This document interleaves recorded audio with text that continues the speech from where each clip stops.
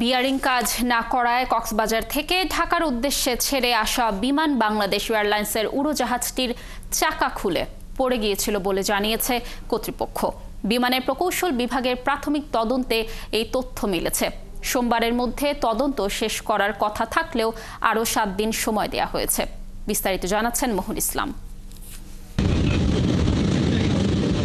গেল 16 মে কক্সবাজার থেকে ঢাকার পথে ওড়াল দেওয়ার পরেই বিমান বাংলাদেশ এয়ারলাইন্সের BG436 ফ্লাইটটির পেছনের একটি চাকা খুলে পরে উদ্বেগ ও উৎকণ্ঠায় 71 জন যাত্রী নিয়ে নিরাপদেই ঢাকার বিমানবন্দরে অবতরণ করে -8 মডেলের বিমানটি।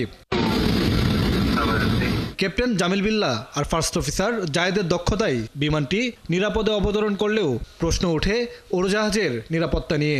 কারণ একটি বিমান ওড়ার আগেই সেটির প্রয়োজনীয় পরীক্ষা নিরীক্ষা সম্পন্ন করাটাই নিয়ম। কক্সবাজারে সেই পরীক্ষা নিরীক্ষার কাজটি হয়েছিল কিনা তা নিয়ে প্রশ্ন ওঠে। ঘটনার পর 2টি তদন্ত কমিটি গঠন করে বিমান বাংলাদেশ এয়ারলাইন্স। প্রকৌশল বিভাগের প্রতিবেদনটি জমা দেওয়ার শেষ তারিখ ছিল সোমবার। তবে তদন্তের জন্য আরও 7 দিনের সময় চেয়েছেন তারা। প্রাথমিক পর্যবেক্ষণে জানা গেছে পেছনের চাকাটির বিয়ারিং কাজ না করার কারণেই সেটি খুলে পড়েছে। কোনো কমিটি তদন্ত রিপোর্ট দাখিল করেনি এবং কোনো তদন্ত কমিটি সেভাবে কোনো কিছু ডিসক্লোজ করেনি। শুধুমাত্র আমরা ইঞ্জিনিয়ারিং ডিপার্টমেন্ট থেকে জানতে পারছি যে প্রাথমিকভাবে ধারণা করা হচ্ছে এটি বিয়ারিং ফেইলিওর।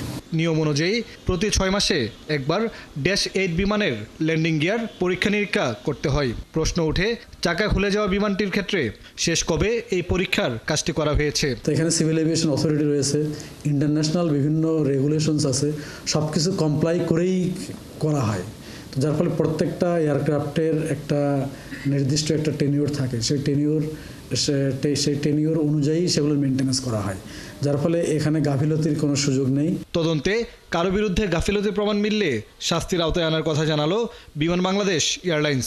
বিমানটি আবারও নিয়মিত যাত্রী পরিবহন করছে। অলরেডি গতকাল থেকে যশোর, চিটাগাং তারা ফ্লাইট পরিচালনা করছে। মোহন ইসলাম, 71, ঢাকা।